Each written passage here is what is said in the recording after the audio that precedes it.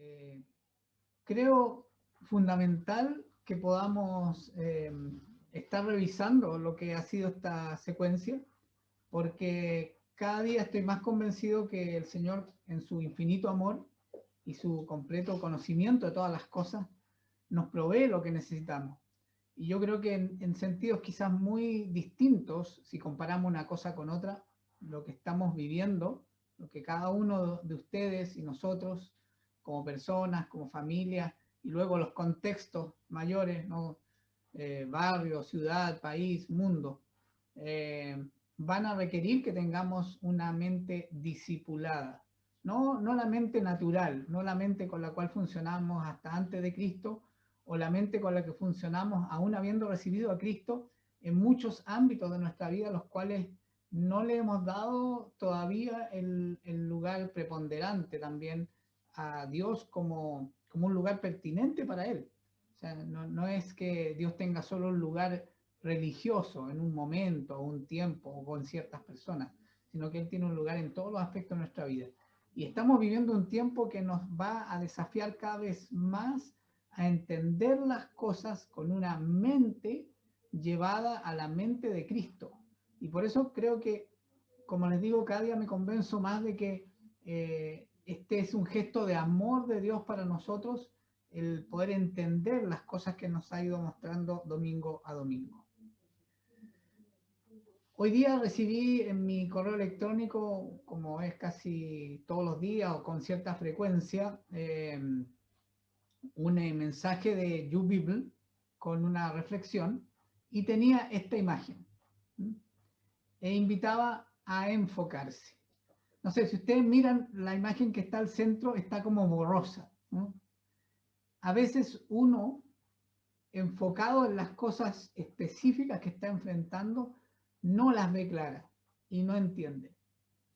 Pero claramente aquí hay una imagen mayor que es muy nítida. ¿Sí? Es el contexto, es el panorama mayor. Y la verdad es que Dios siempre tiene claro el panorama mayor. Entonces, la invitación es a que nos enfoquemos en Dios en cualquier circunstancia. Porque si yo no tengo claras las cosas, yo no logro enfocar, ¿no? Y es un poco difuso para mí lo que estoy viendo, sintiendo, entendiendo o no entendiendo. Para Dios no es así.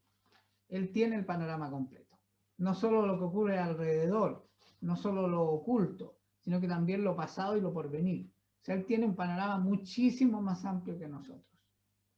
Por eso es importante que nuestra mente se vaya entrenando disciplinadamente en percibir, procesar y generar ideas que estén fundamentadas en Dios. Porque como hemos visto las semanas anteriores, esas ideas dan origen a deseos, esos deseos a acciones, esas acciones a un carácter y ese carácter a un propósito. ¿Mm? Y había allí hábitos, ¿no? Hábitos también de por medio. Cambiar los hábitos, adquirir buenos hábitos, desechar los hábitos que no nos son provechosos. Todas esas cosas nos van a ayudar a poder enfocarnos, especialmente cuando nuestro enfoque natural en nuestras capacidades no lo logra, que podamos persistir, como lo que la pastora leía hoy del libro de Hebreos, ¿no? La importancia de persistir. ¿Persistir en qué? En lo que hemos creído, ¿no? Que hay un Dios, que ese Dios se relaciona conmigo y que ha dispuesto todo para restablecer esa relación y para acrecentarla. Veía también, yo reviso varios sitios cristianos y revisaba un sitio en el cual aparecía estas propuestas de la iglesia protestante o evangélica en España. 7 propuestas de acción ante algunos desafíos. ¿Mm? Y me parecen muy pertinentes todos esos desafíos, ¿no? Cómo desenvolver a la iglesia en el contexto que hemos vivido todo el año 2020 y que vamos a seguir viviendo un tiempo, que es el contexto de aislamiento, cómo hacer comunidad en este aislamiento de conectarnos online. cómo asumir la virtualización de la iglesia, toda esta digitalización de las reuniones, de los discipulados, de la oración, en conjunto, se entiende, ¿no? Pero también hay otros desafíos, ¿no? El desafío económico de la iglesia, no entendiendo esto como el financiamiento de la iglesia, sino que cómo la iglesia aborda las problemáticas económicas que se han visto acentuadas en todo este tiempo de pandemia, pero que estaban presentes antes también y que van a seguir presentes después. Lo hemos hecho muy probablemente guiados por el Señor también en esto, muy probablemente una sensibilización de estos desafíos económicos han sido una obra de Dios en nosotros a través de las ofrendas de amor, por ejemplo. El desafío es ser efectivos en la misión, pero para ser efectivos en la misión tenemos que saber cuál es la misión. Solo para recordarlo, la misión esencialmente es mostrar a Dios a otros, alcanzar a otros, para que muchos sean salvos mediante el conocimiento de Dios. El desafío de las nuevas crisis. Cada vez aparecen nuevas crisis en el mundo. Hoy día vamos a hablar un poco de eso. Nuevas crisis. ¿Y cómo, como iglesia, enfrentamos esas crisis que nos pueden generar duda, temor, contradicción? El desafío también de entender lo que Dios está diciendo a la iglesia en medio de la sociedad. Porque a veces la sociedad habla más fuerte, mis circunstancias hablan más fuerte, y yo no alcanzo a oír, o oigo, pero no alcanzo a entender qué es lo que Dios está diciendo. Y principalmente lo dice a la iglesia. Obviamente se lo va a decir a quien tiene algún grado, aunque sea básico, de oírlo. Finalmente, el desafío de la colaboración. En un mundo cada vez más dividido, como iglesia tenemos el desafío de la colaboración. Y como decía algunos versículos que hemos reiterado en los últimos domingos, primando en ello una relación de amor incluso en quienes no entendemos o cuestionamos en algunas cosas, cómo amar más y mejor, ¿no? Pero también cómo decir la verdad en amor. O sea, una doble componente, ¿no? Estar bien fundamentados en la verdad de Dios, pero al mismo tiempo ser ministros de reconciliación. Yo no puedo llevar a la reconciliación a alguien que no cree en Dios, que se reconcilie con Dios, cuando yo no me reconcilio con esa persona, yo no manifiesto amor, aún mostrándole la verdad. Entonces, ¿cuál es esa adecuada combinación entre verdad y amor? Es algo que no podemos hacer en nuestra fuerza, sino que tenemos que hacerlo con la ayuda del Espíritu Santo. Somos falibles, somos humanos, tenemos una condición natural que va a ser redimida completamente cuando Cristo venga por segunda vez. Pero en esta vida flaqueamos, nos debilitamos, tenemos dudas, tenemos estados de ánimo bajos y solo Dios puede sacarnos de esa condición. Necesitamos del Espíritu Santo para que nos traiga revelación y nos fortalezca. Primera Timoteo, capítulo 1, versículos 14 al 17, es el trasfondo fundamental que quiero que tengamos para lo que vamos a ver hoy. ¿Qué dicen esos versículos? Pero la gracia de nuestro Señor fue más abundante con la fe y el amor que es en Cristo Jesús. La gracia de Dios se manifiesta de múltiples formas, pero la más portentosa y poderosa forma en que se ha manifestado la gracia de Dios en el mundo y en nuestras vidas, en tu vida y en mi vida, es a través de Cristo. Y esto requiere o nos invita a desarrollar dos características que se deben volver hábitos también, como son la fe y el amor. Continúa el versículo 15 diciendo, palabra fiel y digna de ser recibida por todos. Y ahí está la misión, ¿no? La palabra de Dios, la Biblia, nos habla de Cristo esencialmente. Cristo como la gracia de Dios, como el consumador del plan de Dios para restablecer la relación nuestra con Él. Algo que nosotros no podemos hacer y Dios decidió hacer a través de Cristo. Entonces, esta palabra es fiel y digna, pero debe ser expandida en el mundo para que sea recibida por todos. Tú y yo somos invitados a ser parte de este plan, que es la expansión del reino de Dios. Dice, ¿cuál es esta palabra fiel y digna de ser recibida por todos? Que Cristo Jesús vino al mundo para salvar a los pecadores. Pablo dice, de los cuales yo soy el primero. Nosotros somos pecadores, pero cuando Cristo llega a nuestra vida, eso cambia. Ya tenemos una capacidad nueva, no en nosotros, en Cristo, para enfrentar y resistir la tentación. Dice, pero por esto fui recibido a misericordia, para que Jesucristo mostrase en mí el primero toda su clemencia, para ejemplo de los que habrían de creer en él para vida eterna. Ya Pablo entonces reconoce en él mismo una condición, su naturaleza caída, la vieja naturaleza, que va a lidiar con él toda su vida para el crecimiento de la nueva naturaleza, Cristo en él. Ya hemos visto los versículos de esta lucha en Pablo. Pero Pablo nos habla desde él mismo como ejemplo, para que nosotros nos animemos de que aunque tenemos debilidades en esta condición actual, Cristo es la obra de Dios en nosotros y Él debe ir creciendo. Es una invitación a que Cristo crezca en nosotros. En estos domingos hemos estado hablando de cómo Cristo crezca en nuestra manera de pensar, porque eso influye en nuestra manera de actuar y eso es lo que ven los demás. Ellos no ven nuestros pensamientos, pero sí ven nuestro modo de actuar. Y nuestro modo de actuar, especialmente el más frecuente, los hábitos, van a determinar nuestro carácter y van a impactar en cuál sea la capacidad de lograr el propósito que Dios ha puesto para nosotros en la vida. Hay varios propósitos en la vida de cada uno de ustedes y de nosotros, porque Dios no es escaso. Pero el propósito principal es mostrarlo a Él, para que muchos sean salvos. El versículo 17 agrega, por tanto, al Rey de los siglos, inmortal, invisible, al único y sabio Dios, sea honor y gloria por los siglos de los siglos. Amén. Es Dios. Se trata de Él. Se trata de Cristo. Se trata del Espíritu Santo. Dios 3 y 1, obrando en nuestra vida. Con ese poder podemos enfrentar, con esa certeza, con esas personas de Dios, podemos enfrentar cualquier desafío.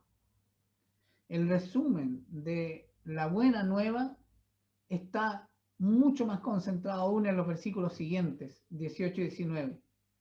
Cuando Pablo exhorta a su discípulo Timoteo, un joven con también una condición natural, pero además joven, con los impulsos de la juventud, con los ímpetus, los altos y bajos de la juventud, y Pablo le recomienda, más que recomienda, le manda, dice, este mandamiento, hijo Timoteo, te encargo, para que conforme a las profecías, o sea, a lo que fue determinado de antes, por Dios mismo, ¿no?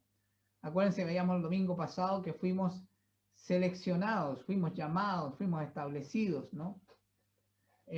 Conforme a las profecías que se hicieron antes en cuanto a ti, para que milites por ellas la buena milicia.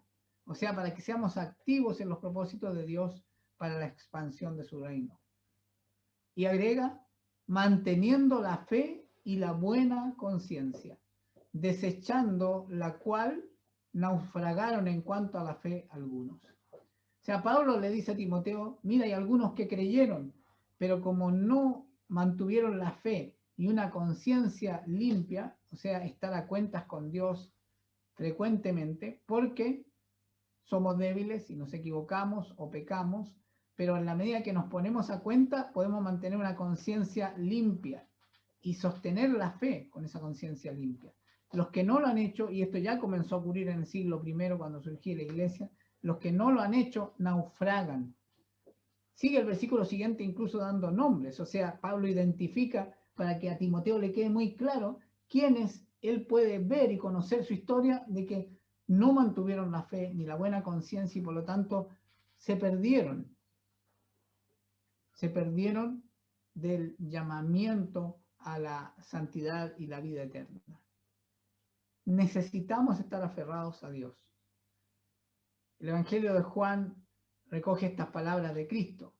Yo soy la vid, ustedes los pámpanos. Apartados de mí, nada pueden hacer. Eso es una verdad. Yo lo he aprendido por experiencia propia. Creo que tú también. Necesitamos a Cristo cada vez más presente en nuestra vida. Él nos acompaña en las distintas luchas que tenemos.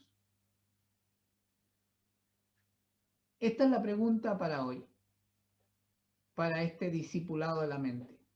¿En qué? O más claramente dicho, ¿en quién has creído? El versículo 12 del capítulo 1 de segunda de Timoteo nos plantea esta pregunta como una respuesta. La respuesta de Pablo a su discípulo Timoteo. Casi un manifiesto, una declaración de fe. Yo te invito a que medites sobre esta declaración de fe, este manifiesto que Pablo le entrega a Timoteo como legado. Creo que lo vamos a necesitar mucho de aquí en adelante. Este es un año en el cual la pandemia comienza a retroceder, lo decimos por fe, pero el mundo está cambiando y no para mejor. Y va a ser cada vez más complejo sostener la fe. Por eso, como lo hemos dicho algunos domingos anteriores, necesitamos tener raíces firmes y profundas y un fundamento sólido y edificar un edificio sólido sobre ese fundamento y dar frutos como un árbol frondoso sobre esas raíces profundas y sólidas. ¿Qué dice este versículo 12? Antes de eso, yo les había hablado de un amigo nuestro que tiene el don profético, que nos había compartido una profecía para este año 2021, que en principio a mí me hacía un poco de ruido con lo que creo que Dios sigue manteniendo sobre nosotros, que es que Él nos ha de guardar sobre la aflicción que vendrá sobre el mundo, que claramente es la pandemia, ¿no? Y que hay una puerta abierta. Pero cada día he ido entendiendo que no se contradice. Hoy día quise compartirla porque creo que hay indicios que hay acontecimientos que pudieran dar indicios de no la única forma, sino que una forma posible de cómo se manifiesta esta profecía. Y Charles Benner, que es el que aparece en la foto, le pregunté y me dijo, sí, puedes compartirla. ¿Qué es lo que recibió él?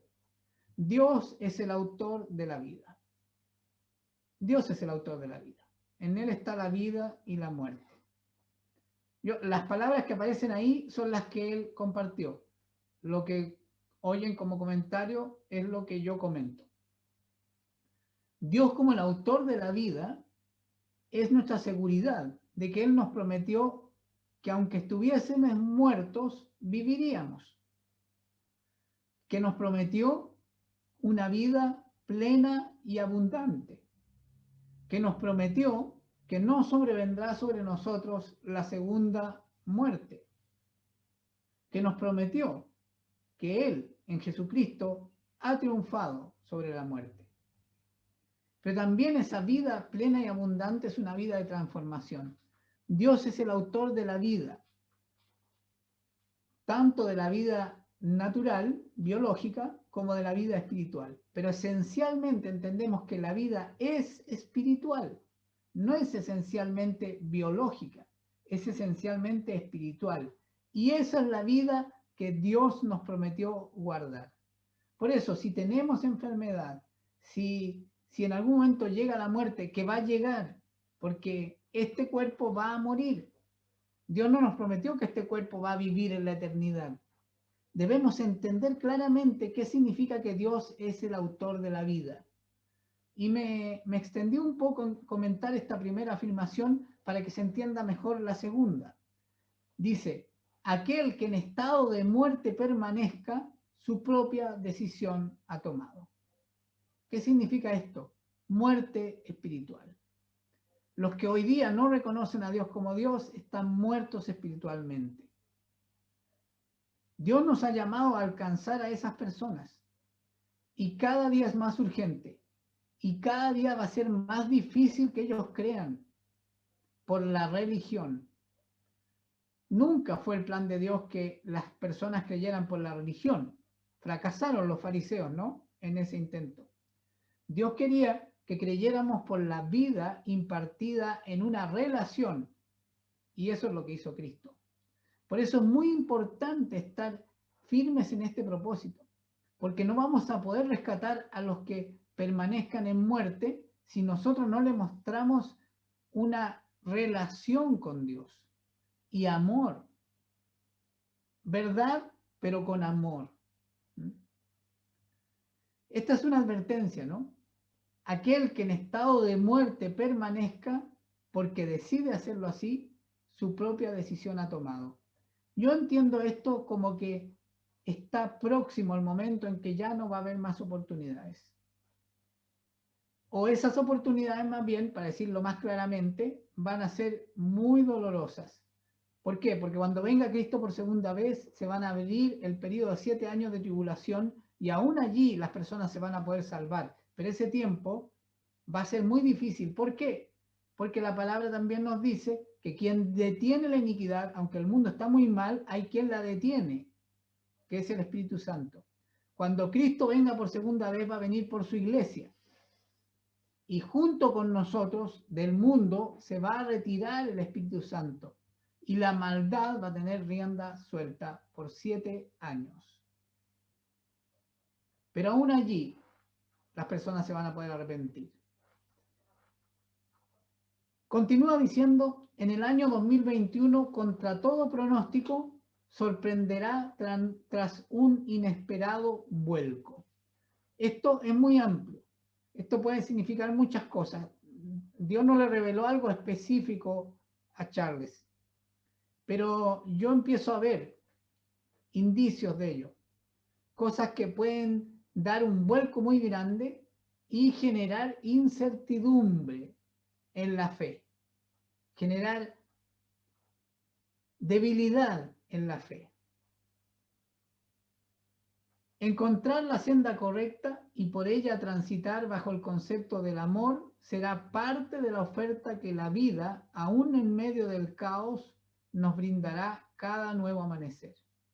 Es decir, cuando empiecen a manifestarse estos cambios, estos vuelcos inesperados y vengan dudas, la senda correcta es la del amor y la fe. Cada día se va a renovar para quienes creemos la oportunidad de un nuevo amanecer, o sea, de creer en la vida que Dios nos ha prometido, aún en medio del caos. Sea esto una situación personal, sea esto una situación familiar, o sea esto una situación nacional o mundial. Esa es la palabra que nos compartió Charles. Y quiero dar un ejemplo, que no voy a profundizar en él. Quizá ustedes lo han visto, es una noticia muy reciente, pero puede haber otros. Y creo que ese tipo de casos puede generar dudas, cuestionamientos, hacer debilitarse o tambalear los fundamentos y raíces que tenemos. Y nos obliga a reenfocarnos. El año pasado, coloqué el versículo de Primera de Crónicas 12:32, aquel que dice que de la tribu de Isaacar David eligió al conformar su ejército para finalmente ser establecido concretamente como rey, habiendo sido establecido en lo privado mucho antes por Dios.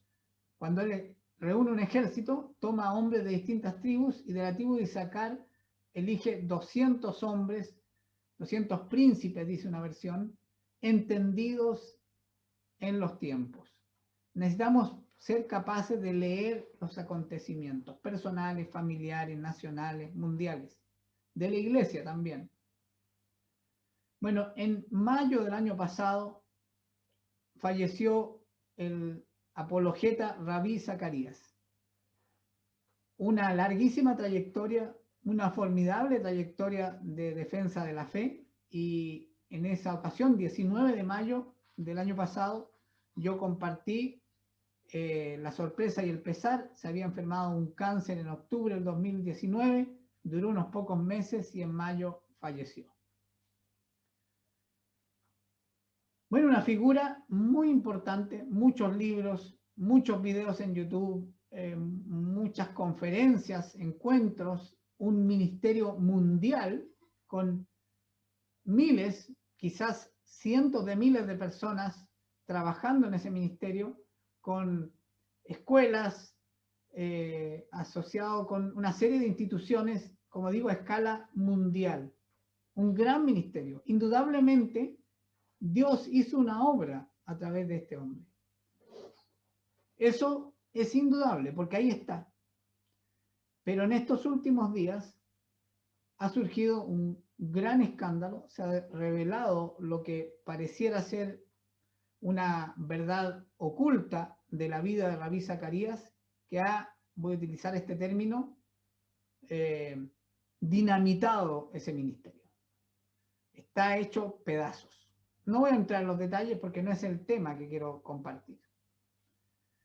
Yo, de hecho, como me impactó tanto la noticia, de hecho me la compartió mi hijo ayer, si había visto esta noticia, tiene que ver con la vida privada de Rabí Zacarías, durante muchos años al parecer.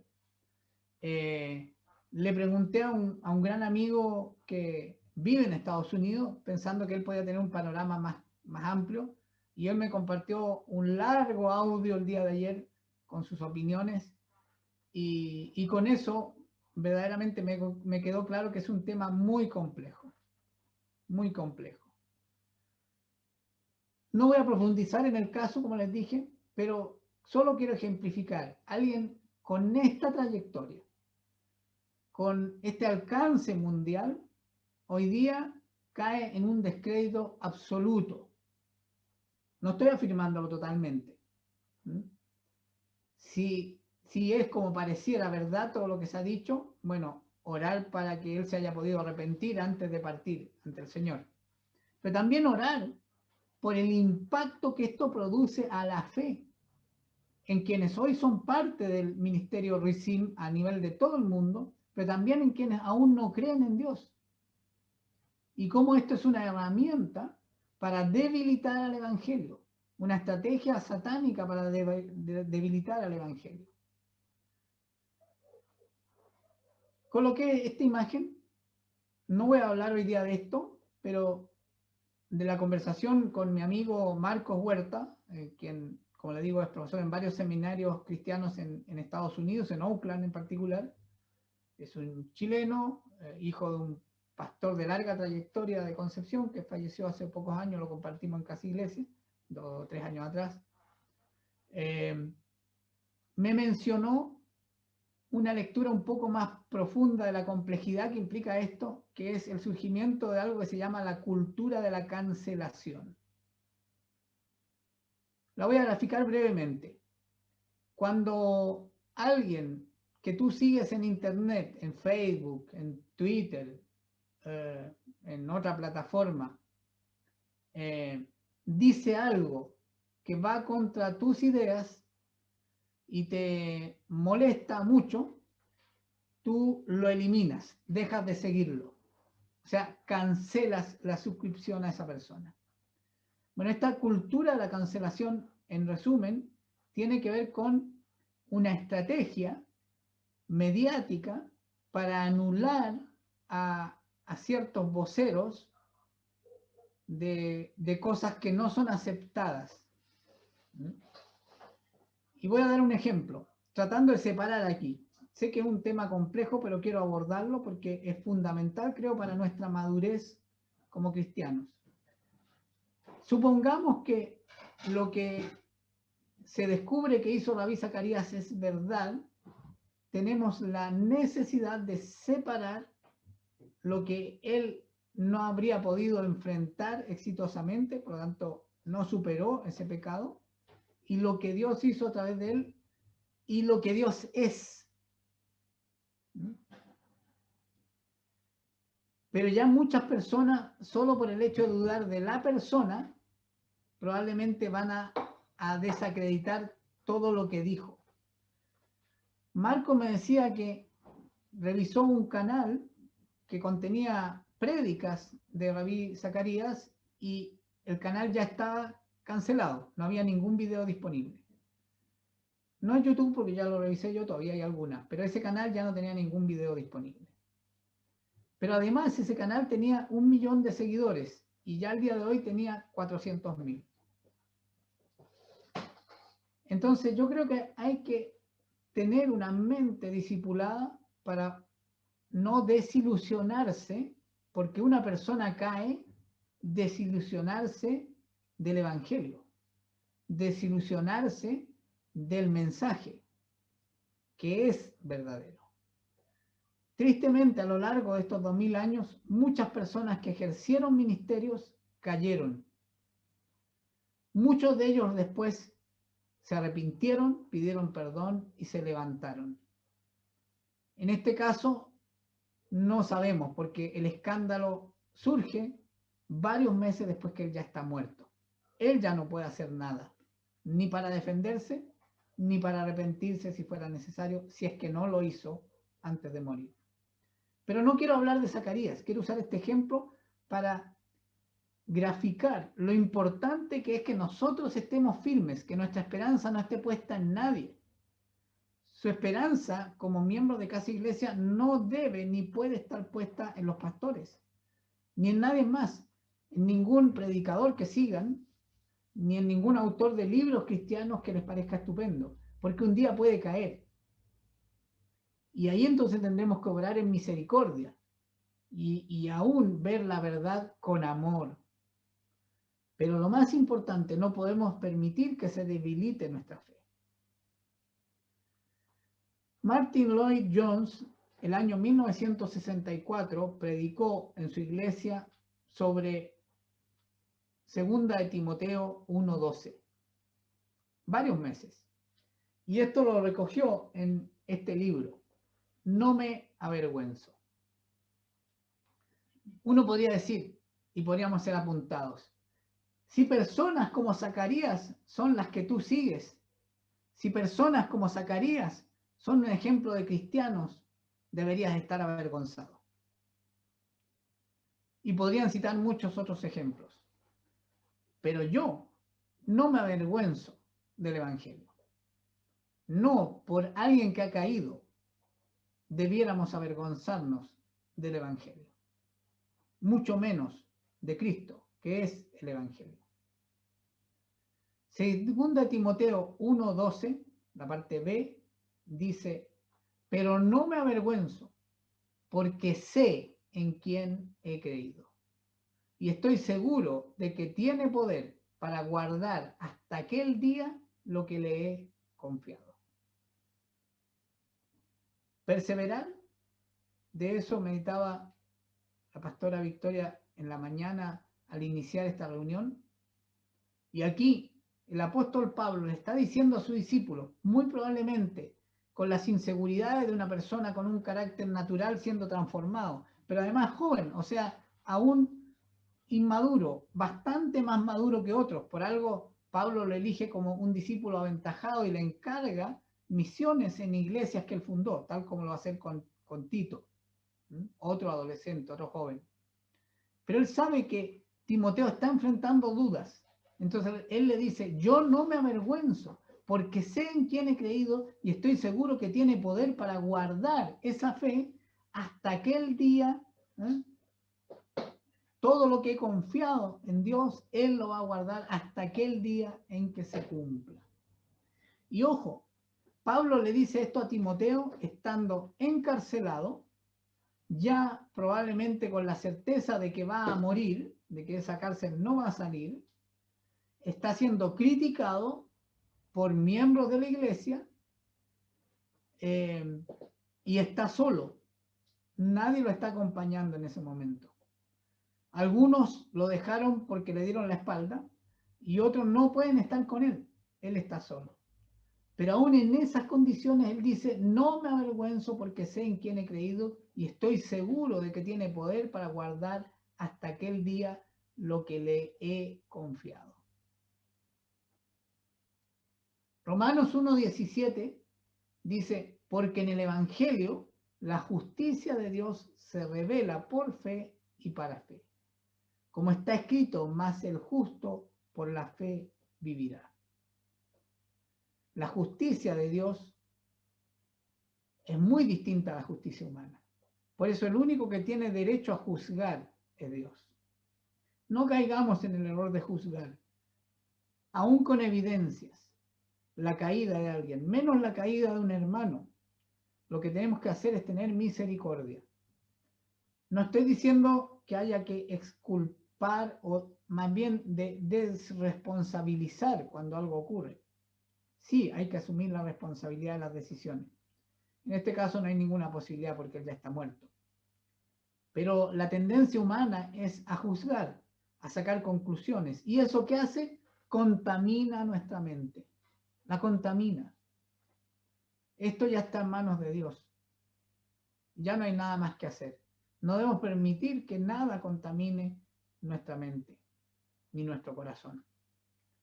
Quizás no es esto. Quizás tú estás hoy día débil en la fe porque hay alguna circunstancia familiar, hay alguna situación personal que hace dudar de lo que hemos creído, que hace dudar de quién es Dios, cómo se comporta, qué es lo que hace.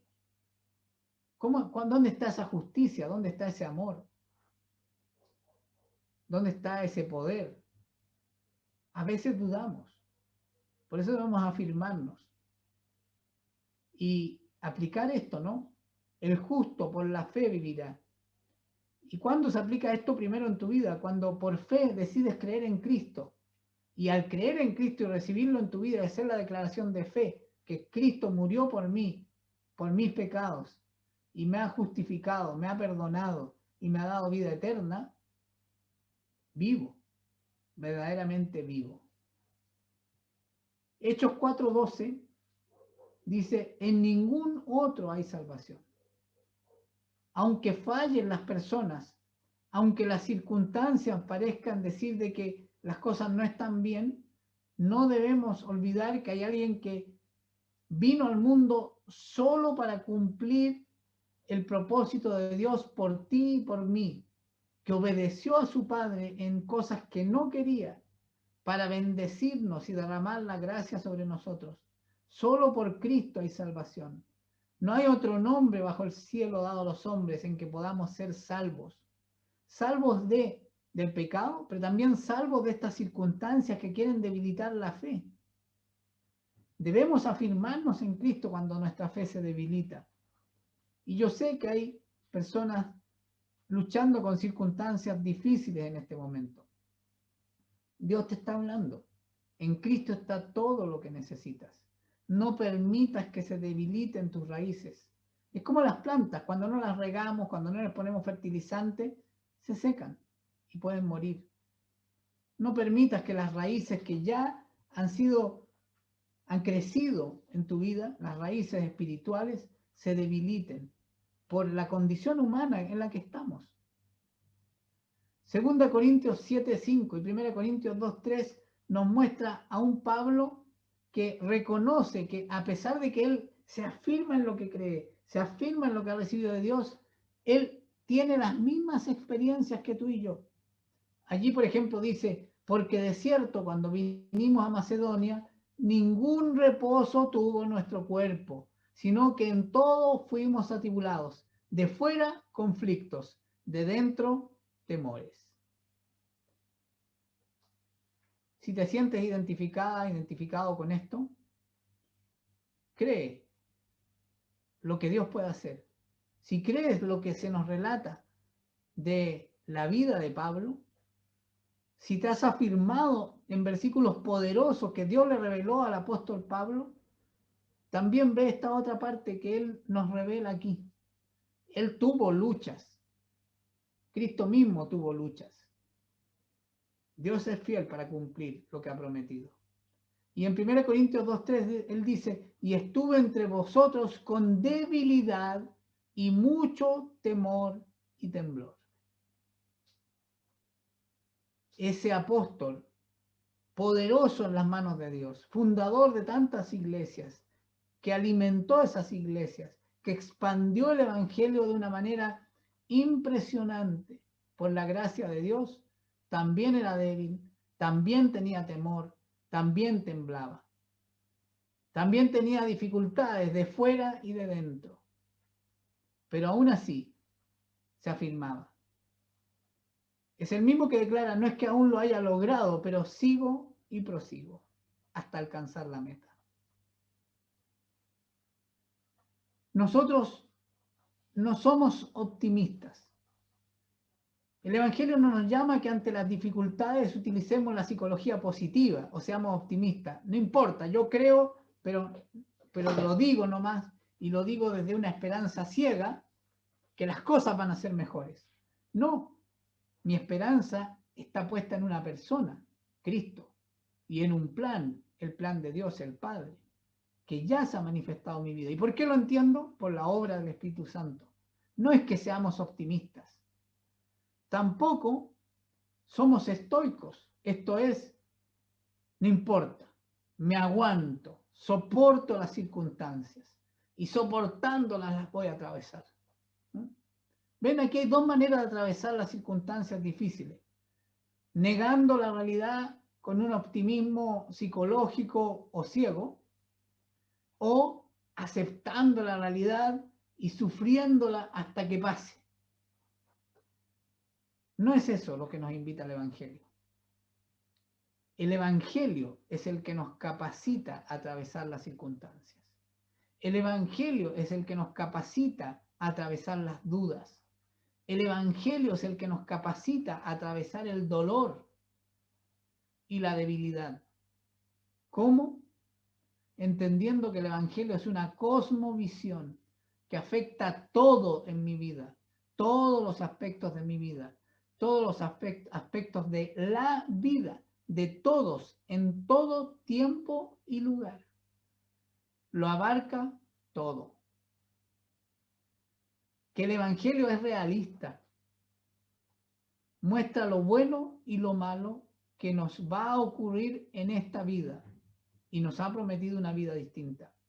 El Evangelio no nos miente, lo podemos encontrar en Juan 16:33, Hechos 14:22, Filipenses 1:29, que los vamos a ver luego, y en muchos otros lugares más. Por eso el Evangelio es mucho más poderoso que una estrategia optimista o una estoica, porque lo abarca todo y porque no oculta que en esta vida no todo va a ser bueno, pero que vamos a salir triunfadores por la obra de Cristo. Pero también debemos saber que el Evangelio no es automático. Debemos madurar y crecer en él. Y hay que aplicar sus principios para que el Evangelio sea una capacidad activa en nosotros y no solo una potencia dormida, un conocimiento no aplicado, una palabra oída, pero no hecha vida. Entonces el Evangelio es la solución.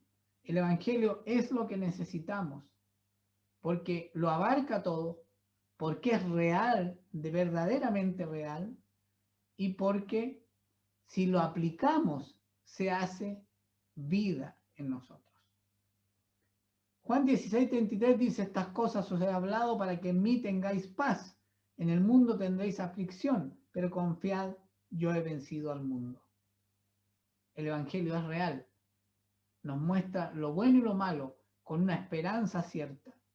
El Evangelio es capaz de hacernos capaces en Cristo para enfrentar toda circunstancia. En Hechos 14:22 dice, confirmando los ánimos de los discípulos, exhortándoles a que permaneciesen en la fe y diciéndoles, es necesario que a través de muchas tribulaciones entremos en el reino de Dios. No recuerdo con quién conversábamos en estos días. Una de las personas que vino a hacer algunos trabajos acá, todas personas de confianza, incluso uno de ellos miembro de una iglesia pentecostal de aquí cerca, y le decíamos, lamentablemente, como seres humanos, aprendemos más de los errores que de los aciertos. Aprendemos más de las circunstancias difíciles que de las fáciles. No es como Dios quería que fuera, pero así es, producto de la condición en que estamos. Filipenses 1:29 dice, porque a vosotros os es concedido a causa de Cristo, no solo que creáis en Él, sino también que padezcáis por Él. A veces es difícil sostener la fe. Pero ahí es donde tiene gracia sostener la fe. Y lo utilizo este término en dos sentidos, ¿no? En el más coloquial, no tiene gracia creer cuando todo sale bien. Tiene gracia creer cuando las cosas no van bien. Ahí es donde se prueba la verdadera gracia, la verdadera fe. Pero también utilizo el término gracia porque cuando estemos en dificultad, la gracia de Dios abundará en nuestra vida. Solo que no la vamos a aprovechar si nos resistimos a ella o si nos enfocamos demasiado en las circunstancias y menos en Dios. 1 Corintios 1, 11 al 13 dice: porque he sido informado acerca de vosotros, hermanos míos, por los de Cloé, que hay entre vosotros contiendas. Quiero decir que cada uno de vosotros dice: yo soy de Pablo, yo de Apolos, yo de Cefas y yo de Cristo. ¿Acaso está dividido Cristo? ¿Fue crucificado Pablo por vosotros? ¿O fuisteis bautizados en el nombre de Pablo? No somos seguidores de personas, somos seguidores de Cristo. Que ni la caída de un líder, ni una circunstancia debilite lo que es Cristo, lo que hizo Cristo. Y lo que es Cristo y lo que hizo Cristo está disponible para ti desde aquel día que lo recibiste en tu vida. Por eso, no nos desenfoquemos. Nuestra mente, alma y cuerpo deben estar enfocados en la persona de Cristo. ¿En quién he creído? Ese solo versículo fue predicado por Martin Lloyd Jones varios meses ese año del 64. Es un ejemplo de lo poderosa que es la palabra de Dios. Aquí nosotros utilizamos varios versículos porque queremos que seamos llenos de la palabra de Dios. Pero en algún momento, en un discipulado más maduro, quizá en alguien que quiera apartar tiempo para escudriñar más profundamente la palabra, podríamos hacer un ejercicio como este y detenernos varias sesiones en 1, 2 o 3 versículos. Hoy quiero detenerme un poco en este versículo, para ya ir terminando la palabra de hoy. Pues con esta comenzamos. ¿En quién hemos creído? El versículo, en esta segunda parte del versículo, por eso es 12b, dice: pero no me avergüenzo. No me avergüenzo. Cuando mi propia fe se debilita, cuando yo tengo dudas, o estoy entristecido, o estoy desanimado, o muy desanimado, quizás puede venir a mí la vergüenza. Y la vergüenza hace que no pida ayuda, que no pida oración, que me aparte del cuerpo.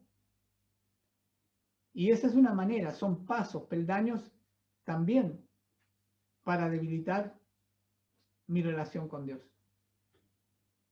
Y quizás no me voy a apartar porque voy a seguir orando en lo personal, pero me estoy alejando, me estoy deslizando. No debemos permitir la vergüenza de lo que hemos creído.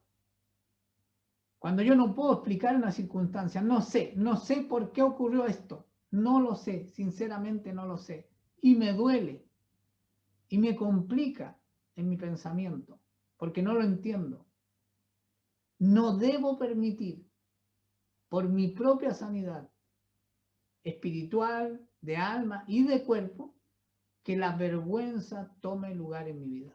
Por eso Pablo comienza diciendo: no me avergüenzo. Me critican, muchos están lejos de mí, estoy encarcelado, no estoy bien, voy a morir, no sé cuándo, pero voy a morir, voy a ser condenado por el hombre. Y eso ocurrió efectivamente, fue decapitado por orden del emperador Nerón. Pero no me avergüenzo. Pareciera que estoy derrotado, pero no es así. No me avergüenzo. Si algo quiere avergonzarte, si la vergüenza quiere aumentar esa debilidad de emoción, de tristeza o de confusión, de no entender, de no querer encontrarte con otros porque no puedes explicarles, porque no quieres que te vean así. No permitas la vergüenza. Levántate, confiado en la obra poderosa de Dios en tu vida y el propósito aún vigente en tu vida, para tu matrimonio, para tu familia y especialmente para quienes no conocen a Dios y lo conocerán a través de ti, firmemente cimentado en el fundamento de Jesucristo, con raíces fuertes en la verdad de Dios. Continúa diciendo, porque sé en quién he creído. ¿Por qué no se avergüenza Pablo de ninguna circunstancia? Porque él sabe en quién ha creído. Estar firmes en nuestro conocimiento, no solo mental, sino que experiencial, lo que has vivido respecto a Cristo en tu vida. Porque eso que has vivido en Cristo en tu vida no sería posible si Cristo no fuera Cristo. Si Cristo no fuera el Hijo de Dios, si Cristo no fuera el Hijo de Dios que vino al mundo, que se hizo hombre para bendecirnos con el perdón, la reconciliación, la justificación y la vida eterna. Pablo está firme porque sabe en quién ha creído y Cristo no cambia aunque las circunstancias cambien. Cristo no cambia aunque yo cambie. Cristo no cambia aunque el mundo cambie. Desde el mundo, por supuesto. Porque el mundo va a cambiar completamente cuando Dios lo cambie completamente. Y ahí se hará todo uno, todo en todos. Y termina este versículo diciendo, y estoy seguro de que aquel en quien he creído, del cual no me avergüenzo, por eso no hay circunstancia que traiga vergüenza a mi vida, estoy seguro que Él tiene el poder, lo que yo no puedo, porque estoy entristecida, porque estoy confundida, porque estoy dándole lugar a la vergüenza. Lo que yo no puedo, Él lo puede guardar hasta aquel día. Todo lo que yo he confiado, Él lo puede guardar. Incluso si yo hoy día desconfío, dudo, tiemblo, tal como Él decía, con temor y temblor, con debilidad en mí. Pero aún con ese temor, temblor y debilidad, yo me aferro a lo que he creído. Porque si no, naufrago y me ahogo.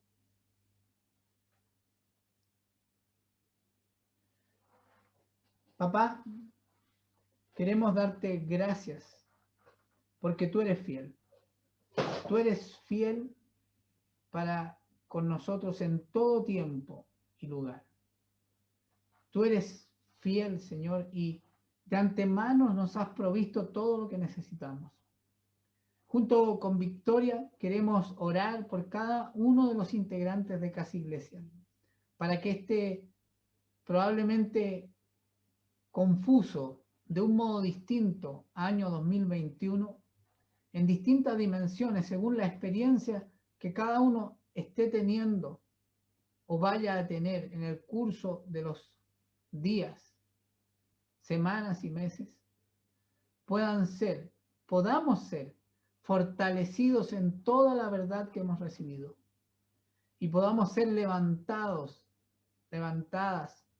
para alcanzar nuevos niveles de fe, nuevas profundidades de madurez, con raíces más profundas aún, más fuertes, nutridas con el abono de la palabra de Dios, la oración, la alabanza y el compartir en el cuerpo.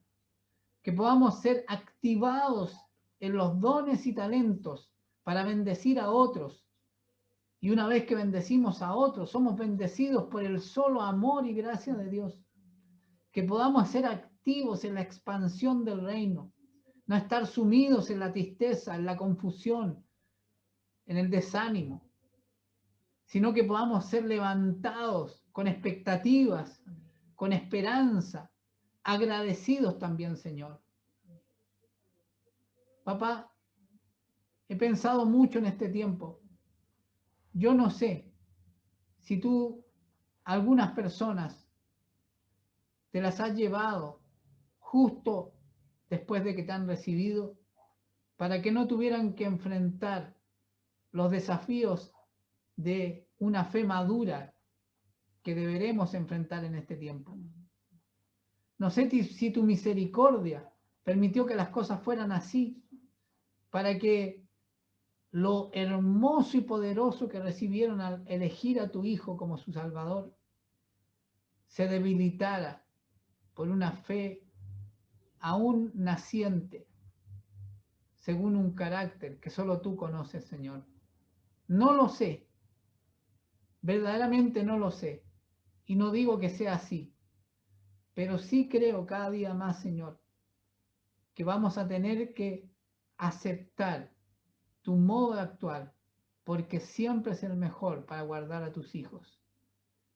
Y si nos tienes aquí, principalmente, Señor, es para que podamos mostrarte a ti y para que muchos otros se salven.